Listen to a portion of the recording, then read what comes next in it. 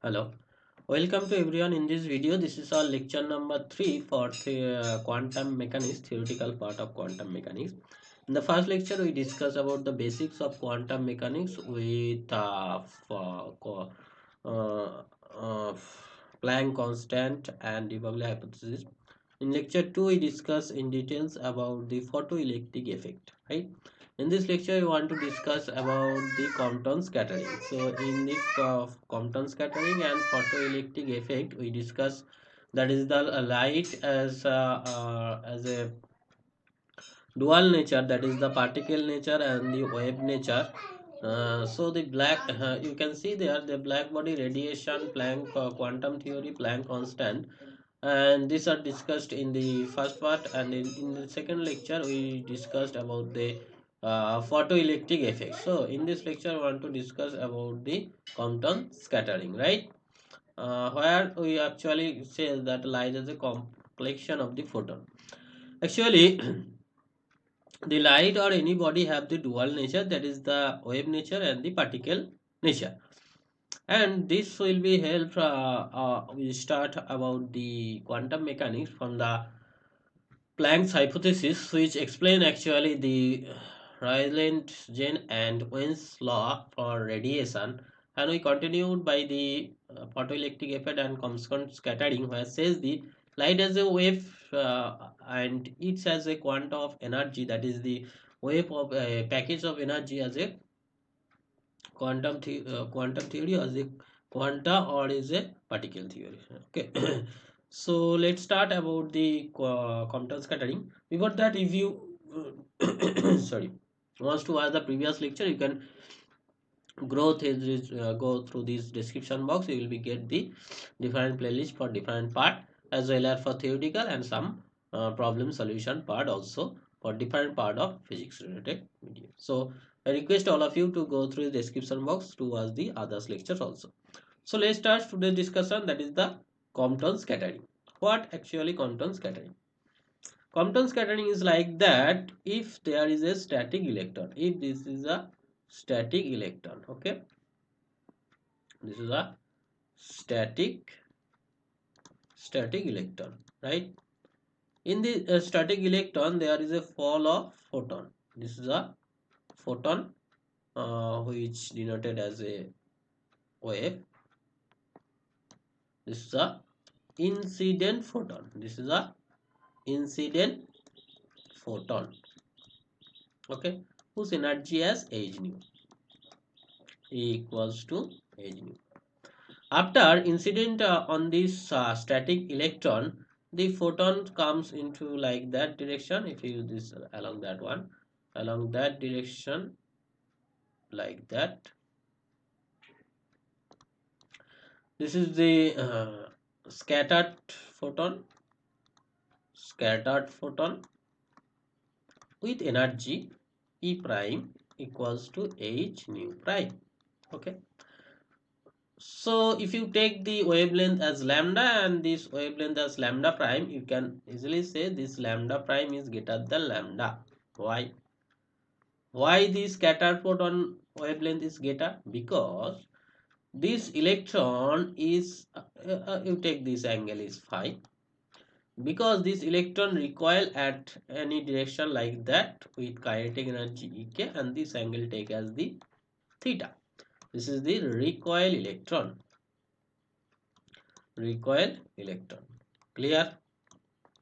Since the energy of incident photon used as a scattered photon and this recoil electron, so you can say that is h nu is nothing but h nu prime plus kinetic energy of the recoil electron, kinetic energy of the recoil electron. So you can see this nu is greater than nu prime.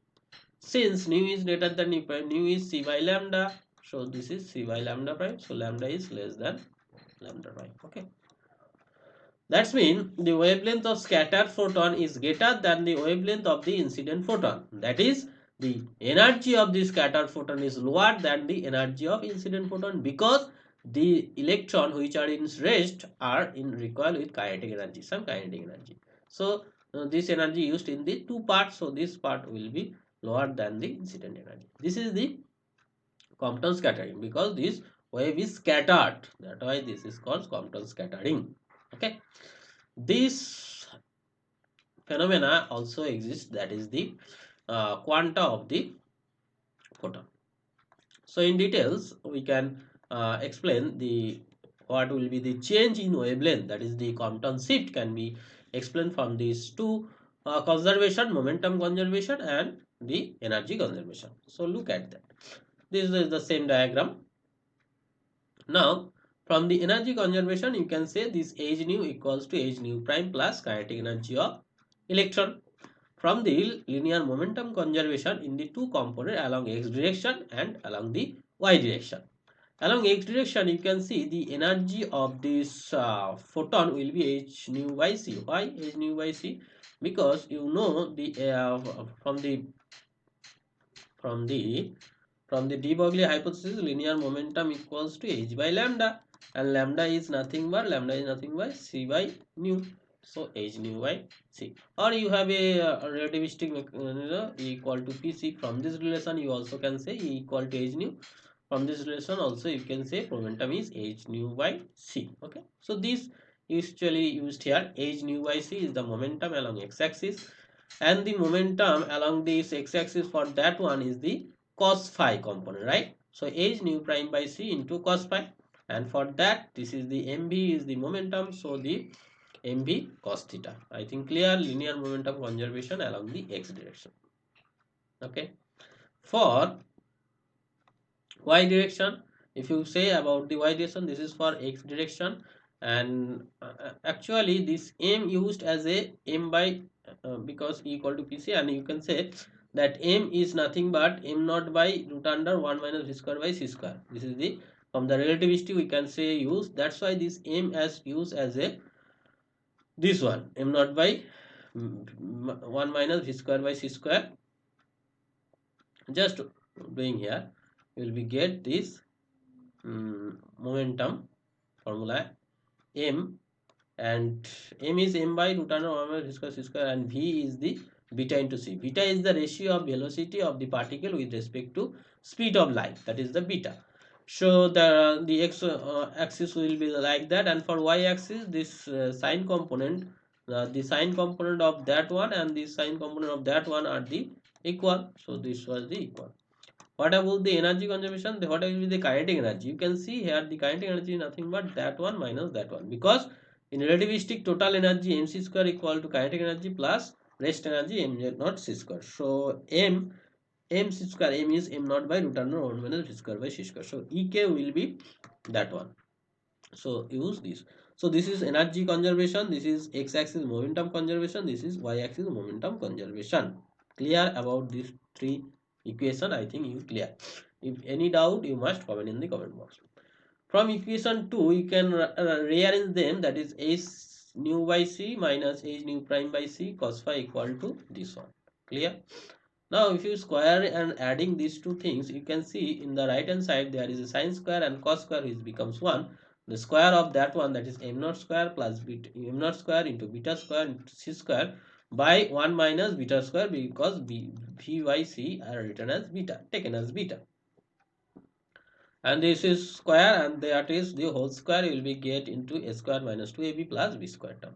So you can see these two term becomes a 1, so you will be get h nu prime by c whole square, and write down that one, after that this one. Okay, so write down these two things. In the right hand side will be the same as written here. From equation 1, now comes from equation 1 you will be get, that is this one, that's mean this one can be rearranged and equal to h nu minus h nu prime plus m naught c square. So if you square in the both side you will be get a square plus b square plus c square minus 2bc minus 2ca and so on. Okay, so you will be get this equation.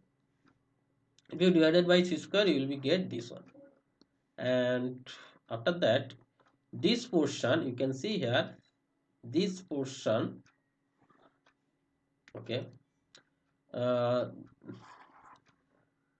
actually this portion, sorry, sorry, using equation 5, you can see this is nothing but that one plus this one, that one plus this one. So here we use equation number 5. Use equation number 5. Here if you equation number 5, you can put here for this two term you will be get this one plus that one. So this one plus that one, here remaining this is here, and that one and this one, no problem. After that you can see, after that you can see in the two, this term equal to this term equals to nothing but this one, write down here, and you can see this and that taken as a common, so you will be get 1 minus beta square, that's why 1 minus beta square. And then write this part and this part, you will be get common, you will be get 1 minus cos phi, and the rest one is the m naught square c square. Clear? So I think you can rearrange this equation in this form. After that you will be get, that is 1 minus beta square cancel out, you will be get m naught c square, this is m naught c square, this two also cancel out, you will be get remaining this term. So from there you will be get nu minus nu prime by nu prime equal to h by m naught c square 1 minus cos phi. So if you divided this thing and taken as c, you will be get this one, c by nu prime equal to lambda prime and c by nu equal to lambda. So this is the Compton shift, which is h by mu naught c 1 minus cos phi. So this is the first relation which obtained in the Compton effect. So you theoretically, since the wavelength is higher after scattering, that is the energy is lower, so the lambda prime minus lambda, which is the change in the wavelength, will be h by m naught c multiplied by 1 minus cos phi. Clear? This is known as the Compton shift. Next question, sorry, next you just continue this one, lambda prime equals to lambda plus this one, and this is nothing but taken as the Compton wavelength lambda c, which is h by m naught c. H is the Planck constant. You know how we can find out Planck constant from this photoelectric effect, which we will discuss in previous one. Okay,